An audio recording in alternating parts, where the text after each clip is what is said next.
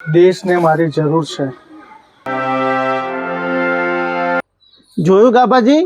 જોયું તમે ટીવીમાં જોયું? આ જોયું ભાઈ. એટલે હું તો ટીવીમાં મોબાઈલમાં જો કરું છું. હવે એમાં શું જોવાનું? ગાભાજી, ભારત પાકિસ્તાનનું યુદ્ધ શરૂ થઈ ગયું છે.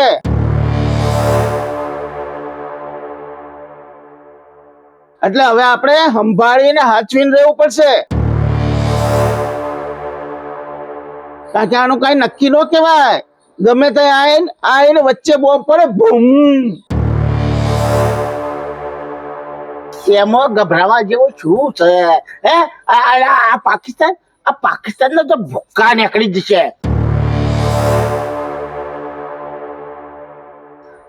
આ ઓપરેશન સિંદૂર જોયું છે ને? ઓપરેશન સિંદૂર આ પાકિસ્તાનના તો રેલા કાઢી નાખશે. આમ નકશામાંથી બોવાઈ દેશે.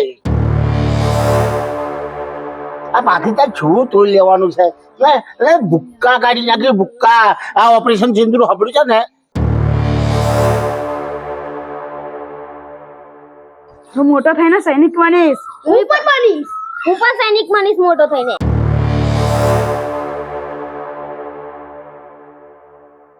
આ પહેલગામનો હુમલો પાકિસ્તાનને ભારે પડશે, ભારે. આ પાકિસ્તાન આતંકવાદીઓને બહુ છાવરે છે. પાકિસ્તાનને તો આપણે પાઠ ભણાવવો જ પડે.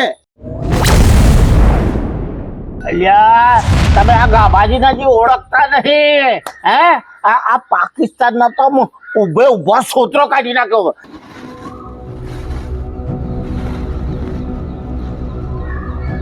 આ ગાભાજી ભલભલાનો ગાભા કાઢી નાખે યાર. બાપુજી, હું જઉં છું. ઓય, આ પાકિસ્તાન શું છે? આ ગાભાજી હરખી રીતે ઉભા નહીં થઈ શકતા અને પાછા પાકિસ્તાનના છોતરા કાઢવાની વાતો કરે છે. એ ભોળાબા, આ બાજુ. હું કીધું તમે? કશું નહીં. હા, કશું નહીં. અલ્યા, હજી તમે મને ઓળખતા નહીં. આ કોઈ મને કહે ને તો પાકિસ્તાનનો ફનો ફાટકે કાઢી નાખું. ભારત અને પાકિસ્તાન વચ્ચે સંઘર્ષ વધી ગયો છે. કેમ છો ગાભાજી? ગાભાજી, હવા હેવાલો મંડળી જમાડી છે ને તમે તો? આ તો આપણે યુદ્ધ ચાલુ થયું એની વાતો કરતા હતા. ગમે ત્યારે યુદ્ધ થાય તેવી પરિસ્થિતિ છે. ઓપરેશન સિંદૂરે તો પાકિસ્તાનના ગાભો કાઢ નાખ્યો. આ એ જ કહે ને. અને આ ગાભાજી પાછા એવું કહેતા હતા કે હું એકલો જાઉં પાકિસ્તાનના છોકરા કાઢી નાખું. આ કોઈ કહેતો. ભારત માતાને મારી જરૂર છે. હું જઉં છું.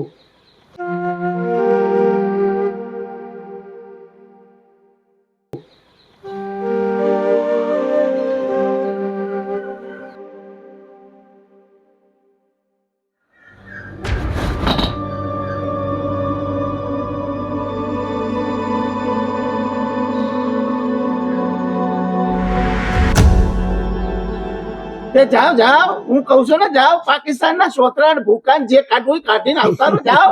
એમ તમે કોઈ એમનું ના છોડો. એમ કોને કેવું પડે? મોદી સાહેબ નો ફોન આવે ને તો જાઉં.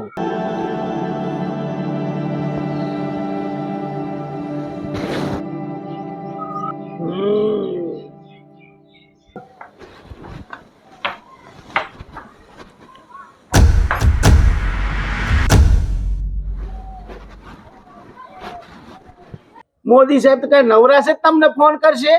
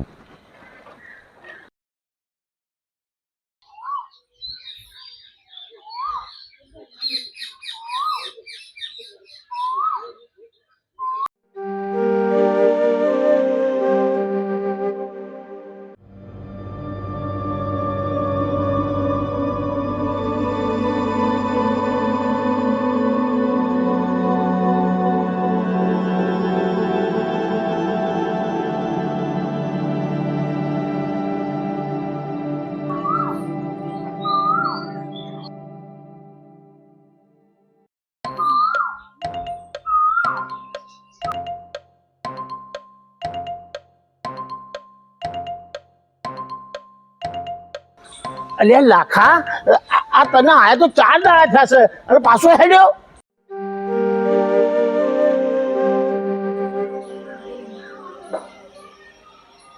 અને અત્યારે તો માહોલ જ ગરમ છે. સૈનિકની નોકરી જેવી, ગમે તાર દોડવું પડે.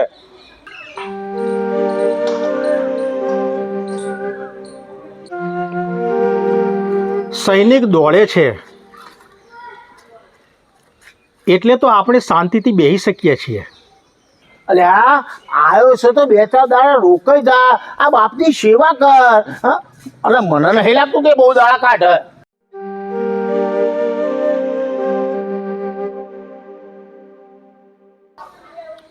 સુરભા, મારે જેમ બને તેમ જલ્દી પહોંચવું પડશે.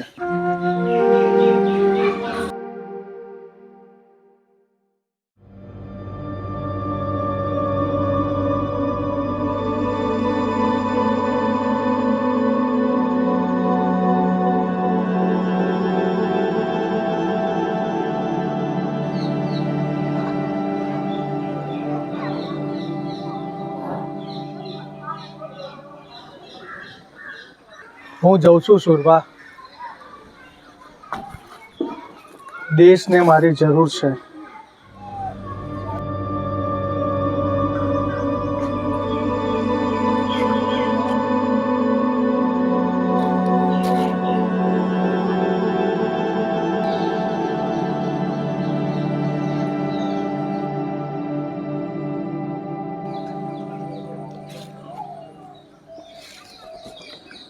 રણછોડભાઈ, લાખાને રેલવે સ્ટેશન મૂકી આવો.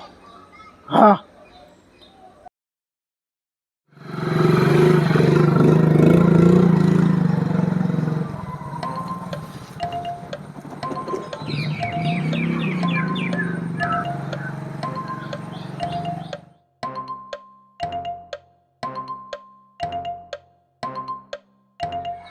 લો બાપ મને પથારીએ પડ્યો છે અને આ ભાઈ હેડ્યા.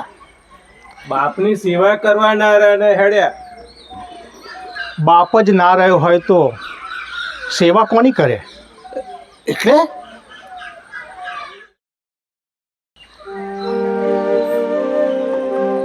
લાખાની આંખોમાં આંસુ હતા પણ તે બહાર ના નીકળી શક્યા. દેશની ચિંતામાં લાખો એ ના કહી શક્યો કે એના બાપને યમરાજ લઈ ગયા. એટલે લાખાના બાપા જતા રહ્યા. લાખાને ખબર છે કે એનો બાપ સ્વર્ગે ગયો, પણ દેશની ચિંતામાં એના બાપની ચિંતા કરવા પણ ના રોકાયો.